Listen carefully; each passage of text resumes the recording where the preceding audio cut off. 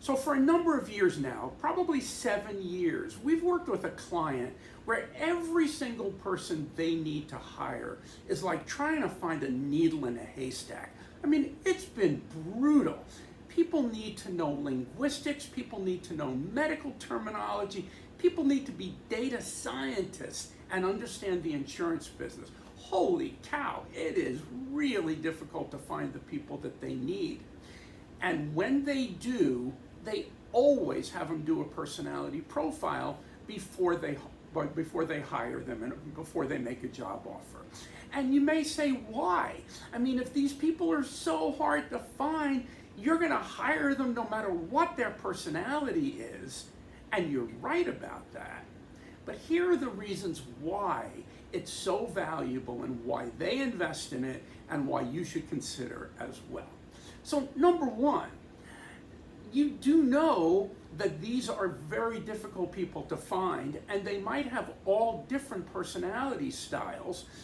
No matter what, when you bring them on board, you're going to want it to work out. You are not going to want to have to look for the next needle in a haystack tomorrow. I mean, maybe someday soon, but not tomorrow. So you want to create an environment that works effectively for these people. So how do you do this? How do you create an environment for your new needle in the haystack? Well, you need to know them. You need to know what their personality style is. Do they like an environment where they feel that there's close management? Do they want more independence? Do they need people to talk to? Do they need a sense of self-determination? What is it that makes them tick? What motivates them? And if you know that, then you can create an environment that really allows these people to flourish. Ask anyone, when they've had a job that really works for them, what are some of the key things that really worked for them? And one of the things that they're going to say to you is, hey, my boss got me. I mean, they knew me. They understood who I am. They understood what made me tick. And I felt that I could really flourish in that environment. Well, you may get there. We're going to help you get there a whole lot sooner based on what we're going to be able to help you understand about the people that you are actively considering bringing on board. So that's the first reason. Second reason is these are competitive situations. You're not the only one looking for that needle in the haystack. And it's not uncommon that if you've got a viable candidate, you are one option among many for that candidate. So how do you make yourself stand out? Well, I mean, you could pay him $30 million a year to play shortstop for you, sure, but that's probably not in the cards, right? You probably have comp plans that you need to live within. One of the things you can do is show that you really care about the people that you hire.